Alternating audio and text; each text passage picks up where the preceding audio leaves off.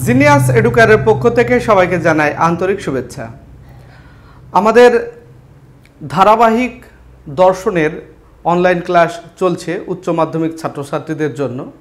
ইতিমধ্যেই আমরা বচন কিভাবে তৈরি করা হয়, মানে বাক্য থেকে বচনের রূপান্তর করার নিয়ম এবং কিভাবে আমরা বাক্যকে বচন তৈরি করি, বচনের যে আকার, বচনের অংশ, বিভিন্ন বিষয় নিয়ে কিন্তু ইতিমধ্যে আমরা আলোচনা করেছি এবং আমরা বচন শিখছি।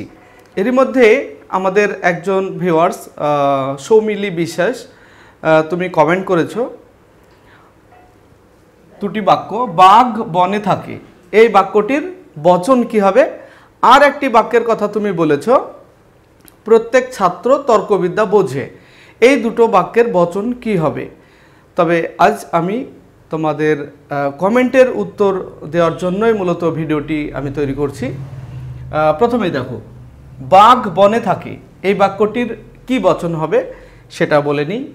বাঘ বনে থাকে, এখানে সব বাঘ বনে থাকে সেটাও বলা নেই, আবার কিছু বাঘ বনে থাকে সেভাবেও বলা নেই।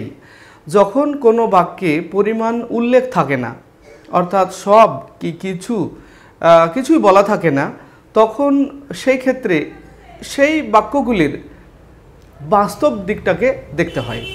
যেমন বাঘ বনে থাকে, বাঘ তো বনেই থাকে, বাঘ তো বনে ছাড়া অন্য কোথাও থাকে না, মাঝে মাঝে অন্য কোথাও থাকে বা এরকম যদি কিছু হয় তাহলে ব্যাপারটি আলাদা হয়। কিন্তু বাঘ বনে থাকে যখন বলা হবে তখন সেটা এ বচন হবে, মানে সব বাঘই বনে থাকে।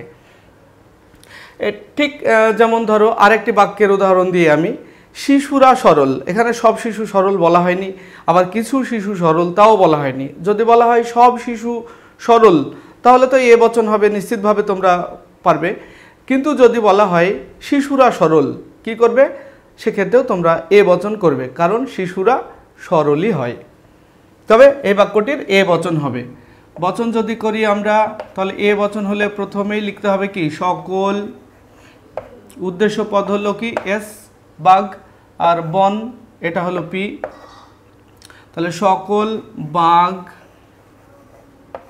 হয় এমন, সকল বাঘ হয় এমন যারা বনে থাকে, বনে থাকে, এইভাবে তোমরা বচনটা করবে। সকল বাঘ হয় এমন যারা বনে থাকে। আর একটি বাক্য সৌমিলি বিশ্বাস তুমি বলেছ, বাক্যটি করে দিই। তোমাদের যে কোনো কারোর যদি কোনো সমস্যা হয় কোনো বিষয় জানার, তাহলে অবশ্যই কমেন্ট করে জানাও, আমি তোমাদের কমেন্টের উত্তর ভিডিও করে দিয়ে দেব। আর যদি মনে হয় যে কমেন্টেই তার উত্তর দেওয়া যায় তাহলে আমি কমেন্টে উত্তর দিয়ে দেব, আর না হলে আমি ভিডিও করে তোমাদেরকে কমেন্টের উত্তর অবশ্যই দেব। পরের যে বাক্যটি ছিল, প্রত্যেক ছাত্র তর্কবিজ্ঞান বোঝে বা তর্কবিদ্যা বোঝে, বাক্যটি ছিল এইরকম, প্রত্যেক ছাত্র তর্কবিদ্যা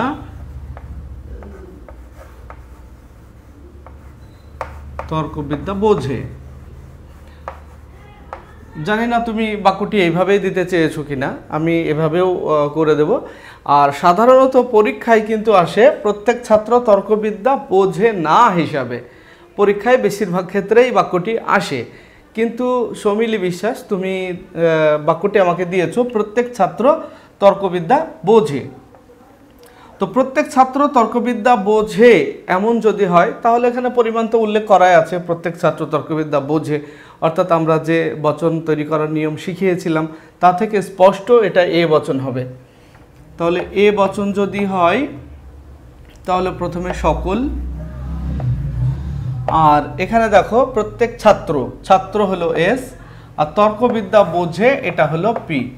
তাহলে কি করবে, সকল ছাত্র এস হয় এমন যারা তর্কবিদ্যা বোঝে, তর্কবিদ্যা বোঝে, এইভাবে বচনটি করবে। তাহলে আমি দুটো বচন বলে দিলাম। আর যদি এমন থাকে বাক্যটি প্রত্যেক ছাত্র তর্কবিদ্যা বোঝে না, তাহলে মনে রাখবে সবের সঙ্গে যদি না থাকে তাহলে সেক্ষেত্রে কিন্তু ও বচন হবে। তখন বচনটি হবে কোনো কোনো ছাত্র নয় এমন যারা তর্কবিদ্যা বোঝে, কোনো কোনো ছাত্র নয় এমন যারা তর্কবিদ্যা বোঝে। তো যাই হোক, সৌমিলি বিশ্বাস, তুমি যদি ভিডিওটি দেখে থাকো তাহলে আশা করছি বুঝতে পেরেছো। শুধু সৌমিলি বিশ্বাস নয়, এরকম বাক্যের হয়তো অনেকেই তোমরা না পারতে পারো বা অনেকেই পারবে এই ধরনের বাক্যগুলি। তাই আমি বাক্যটি ভিডিও আকারে তোমাদেরকে করে দিলাম। ভিডিওটি ভালো লাগলে লাইক, কমেন্ট এবং শেয়ার করবে। আর আমাদের চ্যানেলটি যদি সাবস্ক্রাইব না করে থাকো তাহলে অবশ্যই চ্যানেলটিকে সাবস্ক্রাইব করে নেবে। আসছি পরবর্তী ভিডিওতে, সেই পর্যন্ত সবাই ভালো থাকবে, সুস্থ থাকবে। Bye bye.